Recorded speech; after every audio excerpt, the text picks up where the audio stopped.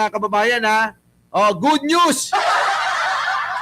Good news. Oh, hindi na Boss Mike, wag niyo na yung good news. Eto na lang, kakaibang balita. Pasok! Sa Pebrero, pag-usapan muna natin ang plant of the month. Oy, mga kababayan, meron palang ganitong pananim. Oo, itong yon, bahala na kayo ha. Grabe no, sige na. Kasi mga kababayan, ewan ko ba?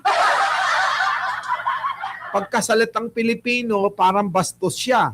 Pero kapag salitang English, parang okay lang Oo, itong sex plant. Oo, sex plant with benefits. Ano ba kasi, di ba? Lopez, di ba pwede ba nating sabihin na yung Tagalog ng sex ikantutan ay ang bastos. Ang bastos. Ewan ko ba? O talagang malisyoso lang yung mga Pilipino, biruin ninyo mga kababayan, ngayon ko lang din narinig ito, na meron palang sex plant. Tapos meron pang benefits. Grabe, Leonora Brown, Marites Musni, Ang bastos kasi. Ewan ko. Hindi ko sinasadya. Sige na, ano ba yan? Ano ba yung sex plant with benefits na yan? Parang parang hindi bastos pag sex plants, hindi bastos. Kapag kantutang halaman.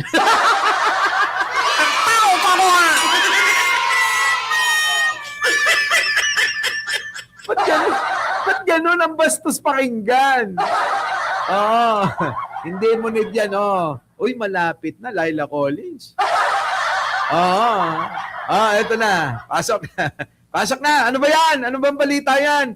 Balitang kakaiba to, mga kababayan, Bago matapos ang Pebrero, pag-usapan muna natin ang plant of the month na nagba-viral ngayon dahil sa malaswan nitong pangalan. Pero higit sa pangalan, mas dapat daw pag-usapan ang mga benepisyo nito. Nasa frontline ng balitang yan. May benepisyo daw. Bakit ba ganun? Pagka-sex, hindi malaswa. Pagkantutan, malaswa? Di ba parehas lang ibig sabihin nun, mga kababayan ko? Grabe, Grabe, Oy, patnubay ng magulang ang kailangan. Patnubay po, disclaimer po sa mga magulang dyan. Baka may mga nakikinig ng mga bata. Ay, nako. Eto na, eto na ho, mga kababayan, ang kantutan plant.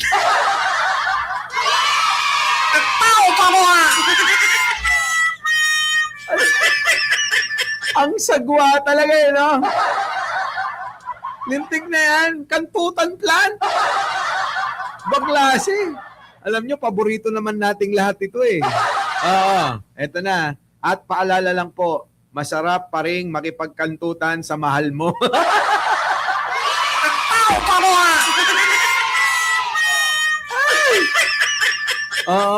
Mahirap. Mahirap po makipagkantutan sa hindi mo mahal. Ayop!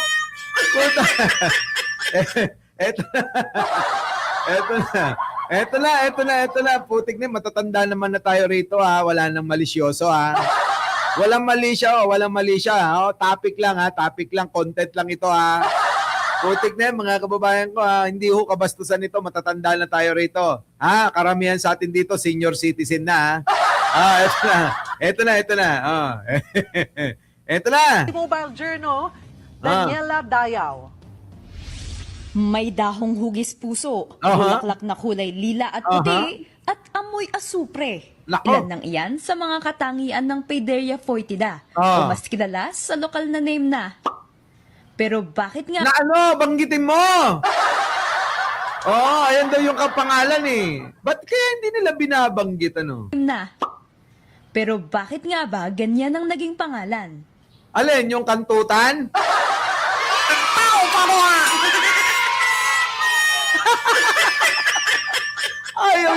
Ayaw banggitin kasi nakakainis eto na, sige to. Oy, matatanda na tayo. Dapat maging open-minded tayo Grabe, tuloy. Kinukumpara Ah. yung amoy nito Sa? sa sexual reference. O, kita nyo? Pag sexual, pwede. Pag kantutan, hindi pwede. Ganun ba yun? Grabe, mukhang may mali rito, May mali, Sulfuric yung amoy niya. Kasi tinry ko siyang i-crush. Yung Aha. sobrang baho niya na parang amoy poops na amoy sperm. Oh, kita nyo? Pag sperm, hindi bastos. Pag tamod, bastos. Oy!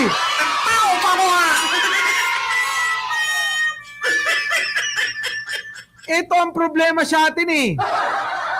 Kita nyo, sabi amoy sperms. Bakit hindi pwedeng sabing amoy tamod? Ano yun, mga kababayan ko? Parang parang may discrimination sa mga salitang Pilipino. Pag English, okay lang banggitin yung sperm. Pagka Tagalog, hindi pwedeng banggitin yung tamod.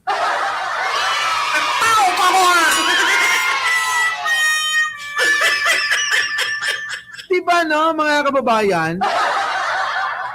Di nyo ba napapansin yung mali? Parang may mali talaga, May mali! Sabi! Ayan, Siyang i-crush, yung sobrang baho niya na parang amoy poops na amoy sperm. Amoy sperm! Ibig sabihin nun, amoy tamod sa Tagalog. Tignan yan, wala namang bata. Pakitakpan po yung mga bata, Isang herbaceous climbing vine ang halamang ito. Madalas matatagpuan sa masukal at mataas na lugar. Kakaiba man ng amoy kapag nadudurog ang mga dahon, huwag munang umiwas. Dahil sa kabila ng reputasyon nito, maraming Kantutan! benepisyo. Sa reputasyon na Utak Len! Nakakainis! Hindi totoo! Bakit gano'n? Nakakainis, Okay. Sabi ko nga mga kababayan ko meron ako dating girlfriend. Kilalang ni, ni Laila Collins. Hindi nagsasalita yun ng English Pag nagyaya yun, mga kababayan, hindi niya sasabing sex. Sasabihin nun, mamaya kantutan tayo.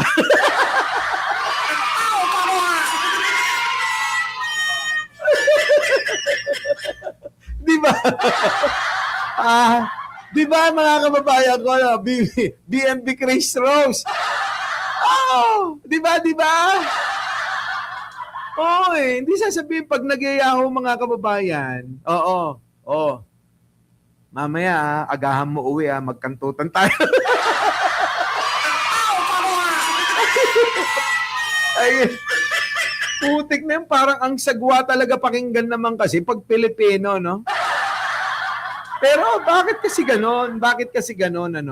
Pwede siyang kaining hilaw, pwede din siyang ilaga. Sa other countries like sa India, tsaka sa China, ginagamit nila ito panggamot sa mga sakit na related sa pantog. Yung mga may problema, yung mga hindi na tinatayuan.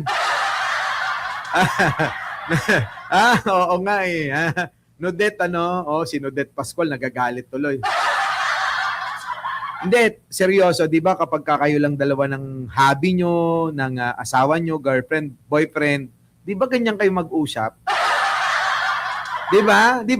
Habang nakatira tuloy. Habang kayo nakahiga sa kama at medyo boring o kaya in-hit yung isa, di ba magyayaya yun? Uumpisan kayo ng pakapa-kapa, pahawak-hawak, mamaya iba na mga kababayan, di ba? Ang ending, ayun, yung tawag sa halaman na yan. Tuloy. Urinary retention, Marami palang gamot. urinary bladder, stones, pwede rin siya gamot sa diarrhea, at marami pang iba. Hindi naman siya scientifically proven. Pero, yun nga, maraming local people na ang gumagamit nito. Para naman sa mga Si Jojo Chavez daw, Ako, sinasabi ko, fuck me. Ano sa Tagalog yun, Jojo Chavez? Paki-Tagalog nga. Kasi parang ang Tagalog nun eh. Ano? Anuhin mo ako. Puta! Ang sagwa ng ano, no? Ang sagwa ng dating. Di ba? Oo, sabi ni Jojo Chavez, ako sinasabi ko, fuck me. Pag sinabi mong fuck me, parang ano no? Parang normal lang, ano? Pag sa Tagalog, ang sasabihin mo, ano, kantutin mo ako.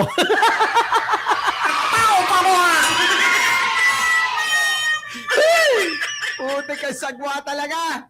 Ayoko na.